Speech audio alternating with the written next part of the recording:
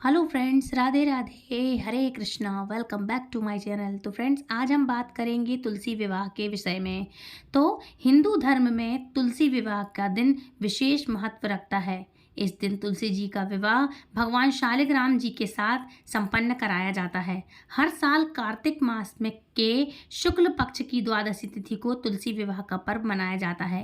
धार्मिक मान्यताओं के अनुसार शालिग्राम भगवान जी को भगवान विष्णु का ही रूप मानते हैं और इस दिन शुभ मुहूर्त में विधि पूर्वक तुलसी विवाह करवाने से जातक के दाम्पत्य जीवन में मधुरता बनी रहती है और खुशहाली बनी रहती है।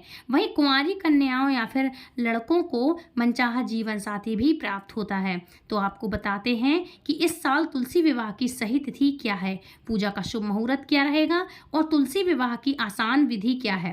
तुलसी विवाह के दिन तुलसी माता के पौधे को गेरू से लीप करके सुंदर सजा लेना चाहिए। इसके बाद तुलसी के पौधे पर ओढ़नी जरूर से उड़ाएं और एक लाल रंग की चुनरी भी उड़ा दें। ओढ़नी जो भी कलर की हो और लाल कलर की हो तो बहुत अच्छा रहेगा। तो एक ओढ़नी मतलब कि चुनरी उड़ा दें। अब गमले के चारों ओर गन्ने को खड़ा करके विवाह का एक मंडप बना लें। फिर तुलसी माँ को सुंदर साड़ी में लपेट करके उन पर सभी श्रृंगार की वस्तुएं चढ़ा दें। शालिग्राम भगवान जी को स्नान करा करके उन्हें पीले वस्त्र अर्पण करके चंदन का तिलक लगाने के साथ ही तुलसी के पौधे में या फिर अलग से एक चौकी पर स्थापित करें और उन्हें जनेऊ अर्पित करें। तुलसी माता के और शालिग्राम भगवान जी को हल्दी का तिलक करें और साथ ही धूप दीप दिखाकर गणेश भगवान की पूजा आरंभ करना चाहिए। मतलब सबसे पहले प्रथम पूज्य तो गणेश हैं, तो गणेश जी की पूजा आरंभ करें, गौरी मैया की पूजा आरंभ करें। उसके बाद फिर शालिग्राम और माँ तुलसी का विवाह संपन्न कराएं।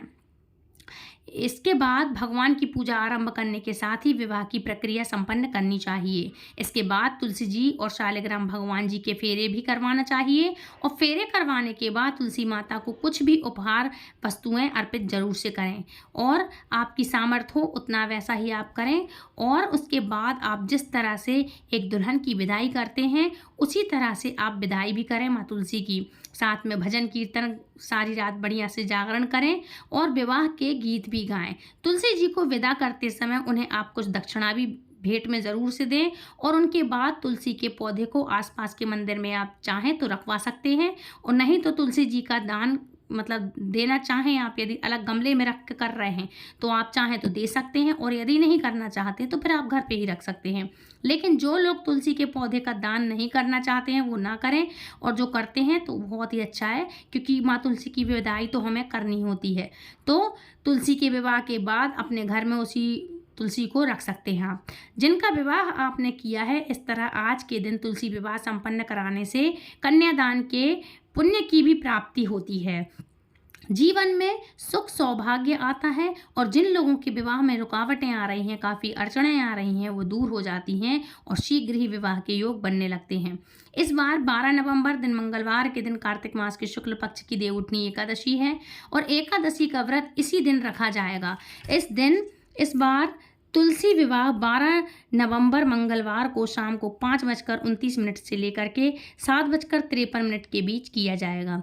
इस दिन तुलसी विवाह कराने वाले दंपत्तियों को सुबह से उपवास रखना चाहिए और जिस प्रकार से घर में धूमधाम से किसी का विवाह किया जाता है उसी तरह से तुलसी जी का भी विवाह आपको खूब धूमधाम से संपन्न कराना चाहिए और भोग प्रसाद भी सभी लोगों में बंटवाना चाहिए और स्वयं भी सब परिवार सहित बैठ करके प्रसाद को ग्रहण करना चाहिए।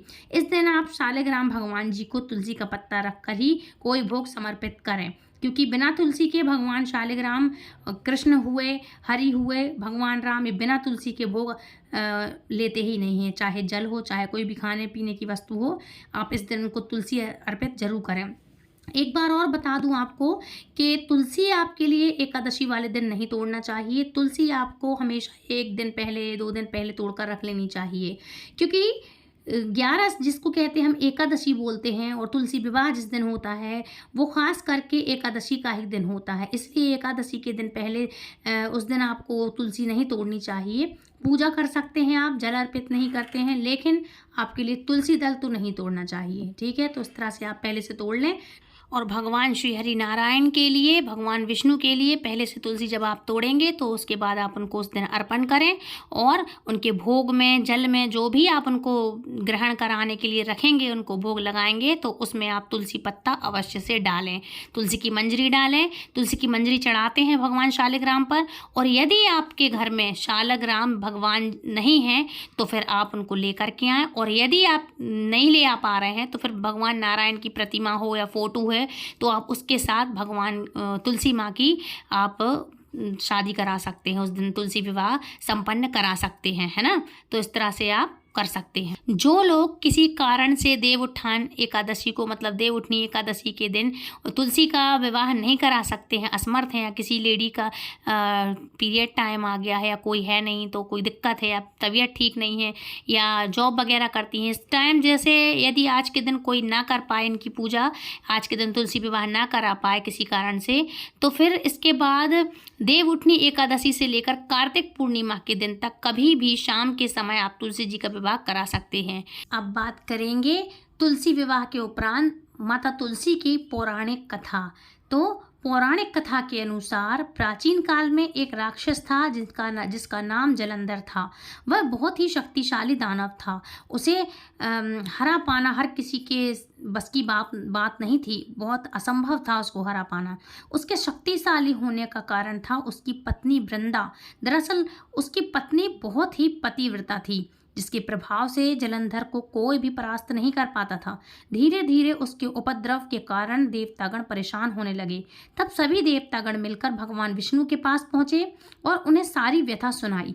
इसके बाद समाधान यह निकाला गया कि क्यों ना वृंदा के सतत्व को ही नष्ट कर दिया जाए। तब भगवान विष्णु ऋषि का वेश धारण कर वृंदा के पास जा पहुँचे और भगवान के साथ 2 मायावी राक्षस भी थे, जिन्हें देखकर वृंदा भयभीत हो गई। ऋषि ने वृंदा के सामने दोनों को भस्म कर दिया। इसके बाद वृंदा ने अपने पति के बारे में पूछा, जो कैलाश पर्वत पर भगवान शिव के साथ युद्ध कर रहा था। ऋषि ने अपनी माया से 2 बानर को प्रकट किया। एक बानर के हाथ में जलंधर का सिर था और दूसरे के हाथ में उसका धड़। अपनी पति की ऐसी स्थिति को देखकर वृंदा मूर्छित हो गई। जब वह होश में आई तो उसने ऋषि से, जो ऋषि का बेस बना कर आए थे भगवान, तो उन ऋषि से विनती की कि वह उसके पति को जिंदा कर दे। इसके बाद भगवान विष्णु ने अपनी माया से जलंधर का सिर फिर से धड़ से जोड़ दिया, लेकिन वह साथ ही उसी शरीर में प्रवेश कर गए। वृंदा को भगवान के इस छल का जरा भी पता नहीं चला। जलंधर बने भगवान के साथ वृंदा पतिव्रता का व्यवहार करने लगी, जिससे उसका सतत्व भंग हो गया और ऐसा होते ही वृंदा का पति युद्ध हार गया। इसके बारे में जब वृंदा को पता चला तो उसने क्रोध में आकर उनसे भगवान विष्णु को हृदयहीन शिला होने का श्राप दे दिया। अपने भक्त के श्राप को भगवान विष्णु ने सहज में ही स्वीकार किया और शालिग्राम पत्थर बन गए। ऋषि के पालनकर्ता के पत्थर बन जाने से ब्रह्मांड में असंतुलन हो गया। इसके बाद सभी देवताओं ने वृंदा से प्रार्थना की कि जल्द ही भगवान विष्णु को श्राप मुक्त कर दे। इसके बाद वृंदा ने भगवान विष्णु को तो श्राप से मुक्त कर दिया, लेकिन उसने आत्महत्या कर ली। मतलब उसने अपने पति के साथ ही अग्नि में जल करके अब खुद ही भस्म हो गई, सती हो गई। जहाँ वृंदा भस्म हुई थी वहाँ तुलसी का एक पौधा उग गया। तब भगवान विष्णु ने कहा कि वह उनके सतत्व का आदर करते हैं, लेकिन वह तुलसी के रूप में सदा तुम मेरे साथ रहोगी। और तब से श्री हरि विष्णु शालिग्राम कार्तिक माह की देव प्रमोदनी एकादशी के दिन तुलसी विवाह के रूप में मनाया जाता है। भगवान विष्णु ने शालिग्राम ने उन्हीं वृंदा के साथ, तुलसी के साथ हर एकादशी, जो प्रमोदनी एकादशी होती है, देवउठनी एकादशी होती है, हर साल उनके साथ इनका भव्य आयोजन किया जाता है तुलसी विवाह के रूप में। तो भगवान श्री हरि विष्णु ने वृंदा के साथ शालिग्राम रूप में तुलसी विवाह किया था। तब भगवान विष्णु ने कहा कि जो भी व्यक्ति मेरे शालिग्राम रूप के साथ तुलसी विवाह करेगा उसे इस लोक और परलोक में यश प्राप्त होगा। ऐसा कहा जाता है कि जिस घर में भी तुलसी मौजूद होती हैं वहाँ यम के दूत असमय नहीं जा सकते।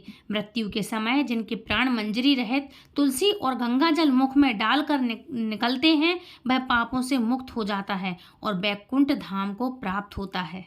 धार्मिक मान्यता है कि तुलसी का विवाह करने से देवी लक्ष्मी और भगवान विष्णु की कृपा हमेशा आप पर बनी रहती है और आर्थिक तंगी भी दूर हो जाती है। ऐसी मान्यता है कि तुलसी विवाह के दिन शालिग्राम के रूप में भगवान विष्णु और देवी तुलसी का विवाह हुआ था। ऐसे में इस दिन तुलसी विवाह कराने से विवाह और धन संबंधी समस्याओं से आपको मुक्ति मिलती है।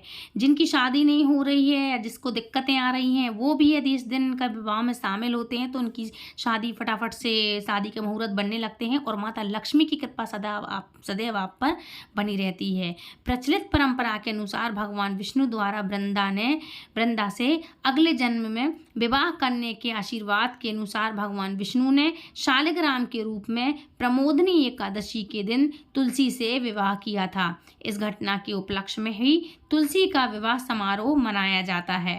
ठीक है, तो ये छोटी सी कहानी थी।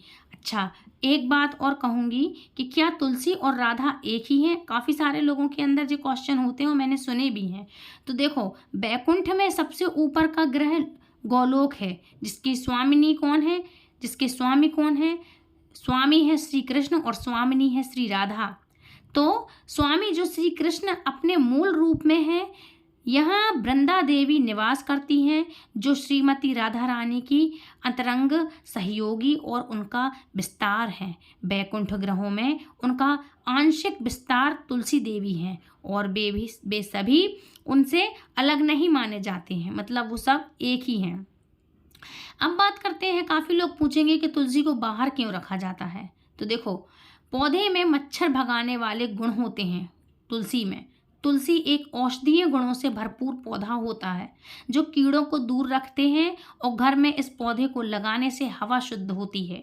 तुलसी का पौधा हवा में sulphur dioxide, carbon dioxide, carbon monoxide और अन्य जहरीले रसायनों को सोख लेता है। यह पौधा एक अच्छी खुशबू छोड़ता है जो वातावरण को तरोताज़ा रखता है। ये साइंस की बात है और इसीलिए कहते हैं कि इस पौधे को देखकर यम के गण अंदर भी नहीं आ सकते, किसी की असमय और अकाल मृत्यु नहीं होती जिस व्यक्ति के घर के बाहर तुलसी का पौधा लगा होता है। ठीक है, अब बात करते हैं तुलसी का नाम क्या क्या है, किन नामों से माँ को जानते हैं माता तुलसी को। तो इनके बहुत सारे नाम हैं और ज़्यादा भी नहीं है कि आप याद ना रख सकें। तो इनके नाम हैं, इनको जानते हैं हरिप्रिया के नाम से, विष्णु प्रिया के नाम से, देवी वृंदा के नाम से जानते हैं माता तुलसी को, श्यामा आदि नामों से इनको जाना जाता है। अब बात करूंगी कि तुलसी विवाह में पूजन की सामग्री क्या है, क्या लिस्ट होती है, तो आप भी नोट कर लें। तो तुलसी का पौधा होता है सबसे ज़्यादा इम्पोर्टेंट, जिसकी आप पूजा करेंगे। तो पहला है तुलसी का पौधा। दूसरा, आपको शालिग्राम आपके घर पे होना चाहिए। कहते हैं जिस घर में लड्डू गोपाल या शालिग्राम नहीं है या तुलसी नहीं है वो घर शमशान के समान है। यदि आपके यहाँ शालिग्राम नहीं है और भगवान नारायण की या कृष्ण की मूर्ति है तो उनको भी आप रख सकते हैं। लेकिन यदि समय हो या जब भी आपको टाइम मिले या नहीं पता था तो अब पता है तो आप शालिग्राम भगवान जरूर ले आएँ, या लड्डू गोपाल ना हो घर में तो लड्डू गोपाल आप जरूर से ले आएँ। तो पहला है आपको तुलसी का पौधा लेना है, दूसरा शालिग्राम लेना है, सुहाग की चीज़ें लेनी है। सुहाग की चीज़ों में माँ तुलसी के लिए चढ़ाने को क्या होगा, सिंदूर, बिंदी, चूड़ी, बिछिया, मेहंदी और लाल चुनरी, महावर, मेहंदी, काजल की डिब्बी आती है उसी में, सुहाग पिटारी में ये सब चीज़ें आती हैं। तो ये सब चीज़ें आप रख लें, चूड़ी इत्यादि है, बिंदी हैं, ये सब चीज़ें। गन्ना, जिस गन्ने का शुगर कैन बोलते हैं हम, जिस गन्ने से हम मंडप बनाते हैं, तो गन्ना सबसे इम्पोर्टेंट होता है। आंवला है, शकरकंद है, मूली है, बेर है, धूप, दीप, फूल, माला, और जो भी आप साड़ी चढ़ाना चाहते हैं तो साड़ी, नहीं तो हल्दी, और साड़ी की जगह आप चुनरी चढ़ा सकते हैं। हल्दी, कुमकुम, घी, दीपक और भगवान विष्णु जी की मूर्ति या तस्वीर आप ज़रूर से रख लें। सीताफल रख सकते हैं। जो भी इस महीने में ये जो मानसिक जो जो चीज़ें आती हैं ना, औषधीय चीज़ें हैं जो जो इस महीने में मिलना प्रारंभ हो जाती हैं, वो सभी चीज़ें इनके लिए अर्पित की जाती हैं माँ तुलसी के लिए। चने की भाजी है, सिंगाड़ा है, कमलगट्टे हैं, कमलगट्टे की माला है, पेठा है, इन सब चीज़ों को चढ़ाना चाहिए। मौसमी फल हैं, जो भी आपके पास अवेलेबल हो तो वो चीज़ें आप सभी चढ़ाएं। फिर इनकी पूजा कैसे करें, तो हिंदू रीति रिवाज के अनुसार तुलसी विवाह के दिन उपवास जरूर से करें सुबह, और विवाह संपन्न होने के बाद ही व्रत खोला जाता है। लेकिन इस दिन आप फलाहार करते हैं तो ठीक है, नहीं तो सुबह ही आपको व्रत का संकल्प लेना है, और अगली सुबह जब सूर्योदय हो जाए तब व्रत का पारण करना होता है। आप सुबह व्रत का संकल्प लें, इसके बाद सुबह भगवान शालिग्राम का या लड्डू गोपाल का आप सुबह बढ़िया से अभिषेक करें, धूप दीप नैवेद्य से उनकी बढ़िया पूजा करें, पीले वस्त्र उनको चढ़ाएं, मौसमी फल चढ़ाएं, और फिर शाम के समय मंडप तैयार करके सुहाग की पिटारी चढ़ाएं और मंडप बनाएं। और मंडप को फूलों से सजा सकते हैं आप, साड़ियाँ लगा के, साड़ियाँ जो होती हैं साड़ी का मंडप बनाएं, फूलों से सजाएं।